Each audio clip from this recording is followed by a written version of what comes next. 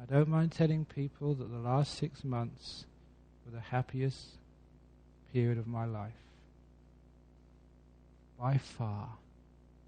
I've had some happy experiences before, some blissful experiences before, but this topped it. Some of the experiences in meditation, you can't imagine such bliss just running just right through the mind. Powerful, wonderful. And it all comes from just imprisoning myself in a little hut, saying nothing, eating very little, sleeping very little. Not because I was doing penance. You're not doing this because you're trying to hurt yourself. Just making it natural. Wanted to sleep? Sleep. Eat as much as you want. You just don't want to eat much. You don't want to sleep much. You've got energy, power going through your body and your mind. You don't get sick. You're just as happy as a lark, doing nothing. This is one of the great teachings of the Buddha, when you see monks or nuns putting into practice, or you see lay people getting happy, doing these weird things. I mean, it is pretty weird, isn't it? Just 6 months of not speaking to anybody. 6 months of not seeing anybody. No radios, no TVs. I had some books there. They were suttas, Buddhist teachings, nothing else. I didn't have a whole stack of novels to get through. I wasn't sort of writing to everybody, just getting my correspondence in order. There's no internet in my kuti. I was completely solitude. No one could contact me. I couldn't contact anyone else. The most blissful time of my life. Sort of bliss which no one here has ever tasted. I wasn't born as a monk. I've had sex with girlfriends when I was a student. I know what all those pleasures are like. You can still remember those. They're tiny things compared to the bliss of meditation. But it's not just for the sake of the happiness of it, because that happiness in the deep meditations, it actually is teaching you something. What it's teaching you is the less you have in your body, in your world, in your mind especially, the less you have in your mind, the more freedom you have, the more bliss you have, the closer to enlightenment you are. Less, not more. As a monk, I've been doing this for 27, almost 28 years as a monk. So I'm pretty clued up about how to meditate and how to work with the mind. I know what to do. When you do it, it all works. And this is precisely as the Buddha taught. You've heard in the ancient tradition, our cultures, people doing this, monks, nuns, hermits, completely blissed out in their little caves, eating nothing, and people wonder what the heck they're doing there. But in our traditions, they've always been respected somehow as being wise, somehow being different than the rest of the world, showing a path which you don't learn in universities, showing a path of experience. They're not philosophers, because philosophers are just thinking, imagining.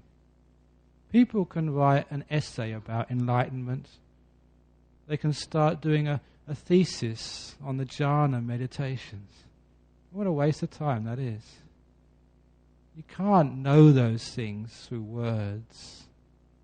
In fact, they're beyond imagining. That's why they're powerful and they're deep and they're sublime. You only know those things by stopping all that stupidity and letting go. Once you start doing that, you start to understand what life is all about. What is the meaning of life?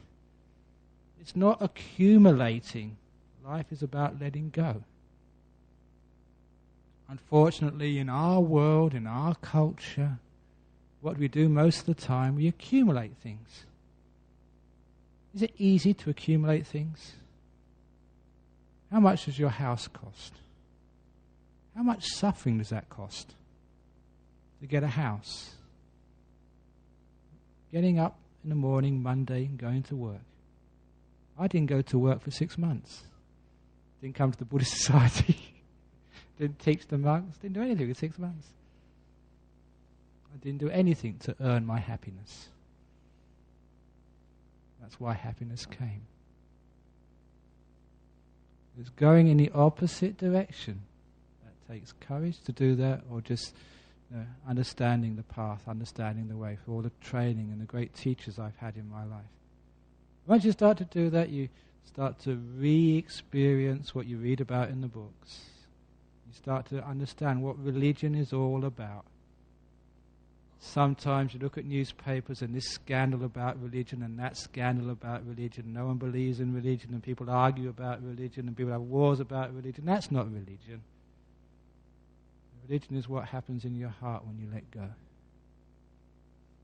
That's when you start to understand what life is all about. All those secrets of life are not in any book. They're in you when you stop, when you go inside, when you let go. What you're letting go of is all those coverings of truth, layer upon layer of wrapping. Our world is a world of marketing. We have our clothes because they're marketed. We go to Bali because of marketing. We do our hair because of marketing. We get married because of marketing. We get rich because of marketing. That's what we're supposed to do. I always wanted to challenge things. I was always a radical when I was a young man. I've told you before about my green velvet trousers, hippie beads, and Jimi Hendrix haircut. I have to try and find a photograph somewhere to let you know. I used to carry those photographs around when I was a monk in Thailand, and whenever any monk got depressed, I would take them out and they would laugh, and that was the end of their depression.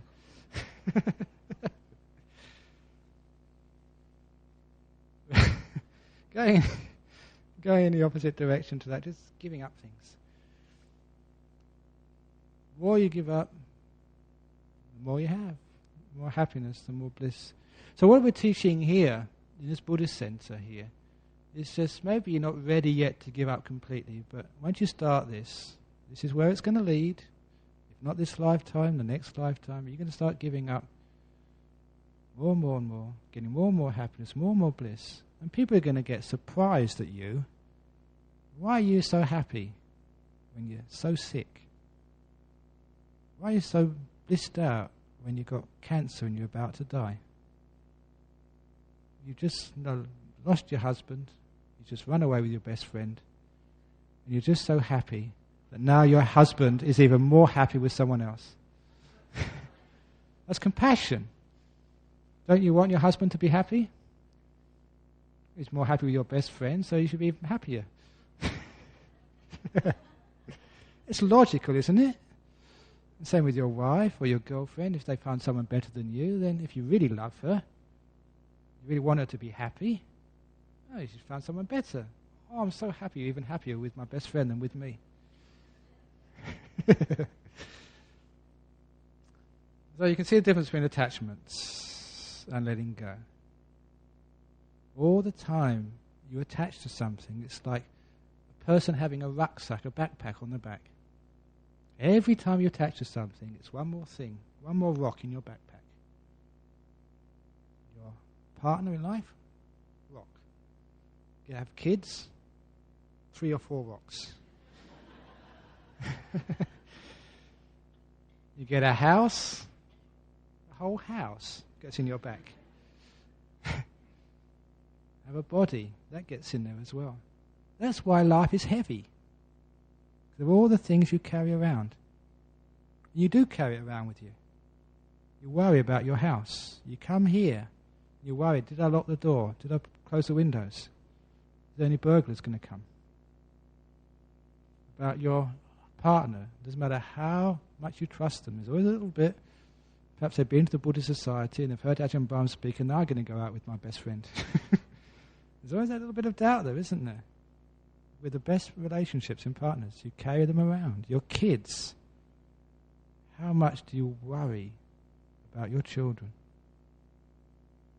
What's in your backpack?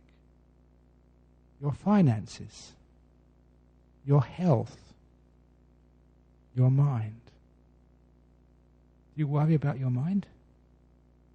Are you worried about Alzheimer's disease? Can you remember where you put your shoes when you came in here?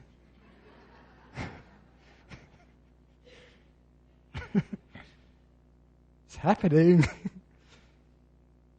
I know some people, some of my relations, my mother especially, she's just so worried about getting old and getting Alzheimer's disease. And when I was having Alzheimer's, you've got nothing to worry about. You forget everything. Other people worry about it. You don't worry about anything. Why do people worry about that? It's because they're worried about losing what they're attached to, their intelligence. Are you worried when you're proven wrong? You don't want to admit it, you've made a mistake? Why is pride such a cause of suffering in the world? Why can't we just admit we're wrong, we made a mistake? Because we're attached to our illusion of ourselves, another rock inside. When you can let all of that go, you know no one in the world, you're not trying to prove anything, live up to anything, you don't mind being stupid, you don't mind making mistakes, you don't mind getting sick, you don't mind dying, you don't mind being bankrupt, left alone. You don't mind anything, you've let go, you've emptied all the rocks out of your backpack. And you can dance through life. No burdens. 6 months, my backpack was empty. Just the backpack got thrown away. Not carrying anything through life. Of course, that's bliss. Try it and see. Once you start trying, you say, why haven't I done this before? Stupid the way I've lived my life, just collecting more rocks from my backpack. So when one starts to practice the way of letting go, the way of meditation, the Eightfold Path, renunciation, not worshipping something or a god or trying to think you're going to get to heaven in some future life, doing it now, where you've got a chance to see if it's true or not true. Little by little you find more and more peace, more and more happiness. And that gets more and more blissful, more and more powerful, more and more close to going out completely. I've given a simile to the monks some time ago. I remembered it when I was walking meditation one night, and there was a beautiful meteor fell. I saw it from my meditation path. This glorious light in the sky, which wobbled backwards and forwards for quite a few seconds before it disappeared. It's lighting up the sky. That's like a person who lets go more and more and more, gets more and more enlightened, and then completely disappears out of samsara, out of the world, out of rebirth. Going out in the beautiful light of bliss, of happiness, sharing that with the whole world. As I teach here in Serpentine and Olamara, I notice many monks, many lay people just flowering. And whenever a flower opens, whenever enlightenment happens, first of all, the flower is extremely beautiful.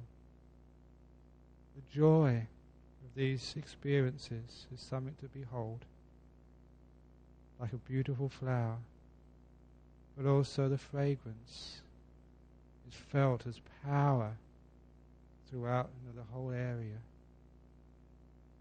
Not only the power, but once the flower opens up, the seeds, the pollen, starts to waft in the area to make more flowers. It's a simile of how enlightenment serves other people. The flower doesn't need to move to help the other flowers in the garden. What it needs to do is to reach its destiny, to bloom in the beauty of the blissful states, to create the seeds from its own enlightenment, to spread to all others. One flower has many minute, or you can hardly see them, bits of pollen. I know that because I suffer from hay fever. My nose knows that. But also you can see it happening in nature. So just one enlightened person just sends their seeds, their pollen all over the place to create other enlightened people. So by doing solitude, by letting go, you're doing the greatest of services for other people. You're opening up like a flower, blooming, blossoming, joyful, fragrant, and your pollen is going all over the place to help all other beings. What you're giving them, how you're serving them, is not trying to help them sort of overcome this particular sickness, because many doctors do that. They work so hard to heal someone, and then that person goes and gets sick again. How ungrateful. Because that's what happens with sickness. You can help them a little bit, but then they get better. They get sick again. Or you try and help a person sort of financially, but then they sort of end up losing it again, or it's never enough. If you help a person through the mind, through their heart, if you help a person to know how to let go, then you've helped them properly, fully. You've helped them on the path to full liberation. And your bliss eventually becomes their bliss. One of the things which I recognized on my retreat is just, it doesn't concern a person. This is like just a process. Our monastery at Serpentine is a factory. It takes in the raw material of Anagarikas, and it turns out enlightened monks. And those enlightened monks draw more raw material in as the process continues. And one of the things which a few people have told me when I ask them how's everything going, they've seen all the senior monks who are coming behind me just grow as their flowers start to sort of grow up from the ground and start to bud, start to flower. You can see this happening in all the lay community who have been here. This Buddhist society has been, here I think almost 20 years. 30 years I think the Buddhist Society almost. Next year will be the 30th anniversary of the Buddhist Society of West Australia. The monks have been here for about 20 years. And in that time you've seen not just growth in numbers, that's not important. Not just growth of facilities like big monasteries or big temples in Nolamara, that's not important. But the quality of the monks and the people who come and sit here on a Friday evening or go to the meditation retreat, that's what's important. That's what impresses me. Not the sort of temple outside, but the temple inside, which is growing and growing and growing. You're seeing that where Buddhism is not in the temples, not in the priests, not in the numbers. You've got the census results were out recently. I was trying to find out exactly what the results were, but it doesn't really matter about the numbers. It's a quality. And many of you have been coming here long enough, have seen it in your own hearts, in your own practice, what this has done for you. That's why you keep coming back year after year. It's that quality which is really impressive. So I've done a 6-month retreat, not just for myself, to try and open the way for the next month to do a long retreat in solitude. For you, listening to me now, one day, to go into a hut, 6 months, speaking to no one, just having your food brought to you, letting go of the whole world, experience the same bliss which I felt. That's my wish for you. And that's what's going to happen. One day. And then you'll know what the meaning of life is. And that meaning of life is pretty special. And one of the nicest things about it, it's not just an intellectual idea which you share with your friends. It's a bliss which you share with your friends. A power which you can spread out to other people. That's what you can share. Spoken many words tonight. But those words are just the packaging of what is underneath those words. What I've been trying to spread while I've been giving this talk this evening. For 6 months I haven't talked at all. I gave a talk on Wednesday night to the monks at my monastery. Now, Friday night to you. It's only 4 days I've been speaking. So I have to apologize if what I've said is not articulate. My poor old brain is working as hard as it can to reconnect all those connections which have gone extremely rusty. Well, I don't care, because it's not the words, it's hopefully what I've conveyed this evening is where it's coming from. May that be an inspiration to you. May it sort of uplift you. May it show you, not through convoluted words, but through the feelings, the power, the energy, where this Buddhism leads to. The happiness experience of your life, 1,000 times, mega times, more than you can ever imagine. May that be your happiness. May that be your freedom. Freedom not to follow desires, but freedom from all desires. Having no desire at all in your mind. Nothing pushing you away. Not wanting even the slightest thing. Not moving. Stillness in stillness in stillness. As being still, the whole world starts to disappear. Layer upon layer. All your past just vanishing. Future vanishing, going into timeless. I was having great confusion the last couple of days, finding out what day it was after 6 months. Just knowing not where I was. And I found out that I had a calendar next to my seat. Someone had turned it on to July rather than June. I was confused enough as it was without having the wrong calendar sheet in front of me.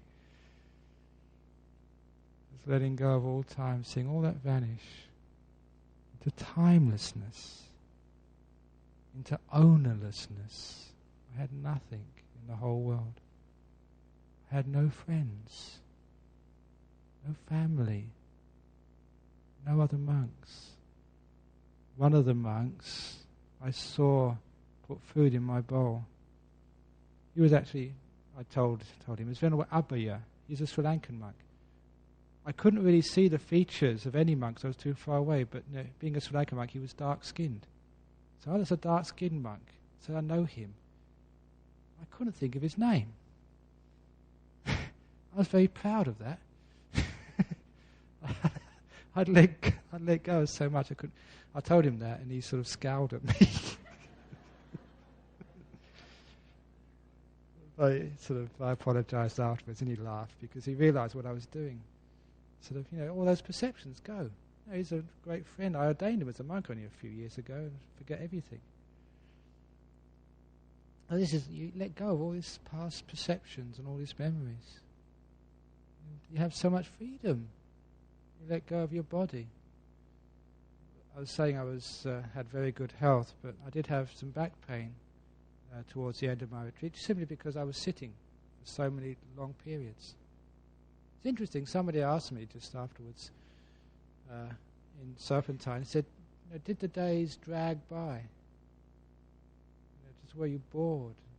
So, absolutely not. The time went so fast. You got up in the morning, you only slept a couple of hours, a few hours, and because you had so much energy. But probably much less than you sleep. But all that time, with nothing to do, it just flew past. It's interesting, I realised why. When somebody asked me, it's because I was sitting for long periods, a couple of hours or more, and then you sort of get up and change and walk for a long time. So I actually didn't do many things each day. Sort of 7 or 8 things. If you actually listed what I did, sit meditation, then get up to walk, then sit, have my meal. That's already the morning gone. In the afternoon, sit, meditation. So there's only about 6 or 7 things I did all day. That's why it flew past. It's not so much, it's like how many things you do, the changes. If you change a lot, do many things, always moving, a number of movements in a day, make it a long day. If you don't move very much in a day, you sit for long periods of times, absolutely motionless, then just get up and change and just walk for a long period. You don't do many things. Time goes quickly. Time is change. The more this changing, the faster you go, so the slower, the longer the day is, the longer your life is. Not long, lovely, but long, unpleasant. So this is an interesting sort of perception which came up. That's why the days, as soon as you got up, then you were going to bed again. 6 months just went by so quickly. So this is actually part of the perception of time. And very beautiful, very happy. So it's difficult for me to string the talk together this evening, but I try my very best. Hopefully you've got some of the bliss which I've experienced in the last 6 months. And again, my gratitude to you all for all the support, especially the support of just leaving me alone. That's the most wonderful thing that you've done for me in the last 6 months. Thank you very much.